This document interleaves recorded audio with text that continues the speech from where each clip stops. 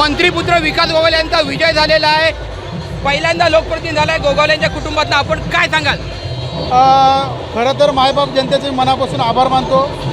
2 वेळेला माझी आई, 2 वेळेला वडील जिल्हा परिषद सदस्य होते आणि 5व्यांदा आता मी आणि 4 वेळेला शेठ मंत्री आमदार आहेत आणि आज मंत्री आहेत. त्याबद्दल या संपूर्ण शिवसैनिकांचं ज्यांनी माझ्यावरती विश्वास दाखवला त्यांचं मी अत्यंत मनापासून आभार मानतो आणि त्यांचा 5 वर्ष हा विकास गोगावले सेवेकरी म्हणून या ठिकाणी काम करेल अशा पद्धतीचा शब्द मी. तुमचं नाव चर्चेत आल्यापासून वेगळ्या प्रकारे विरोध केला गेला, तुम्हाला अडचणीत आणण्याचा प्रयत्न, त्यानंतर देखील सीट विन झालेली आहे.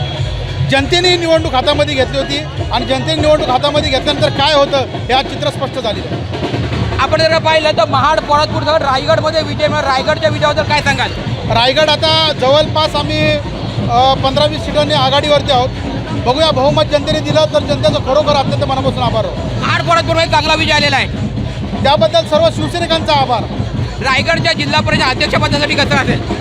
हे पक्षश्रेष्ठी आदरणीय शिंदेसाहेब, आदरणीय डॉक्टर श्रीकांत शिंदे असतील आणि आदरणीय भरतशेठ गोगावले ठरवतील ते आम्हाला निर्णय मान्य राहील.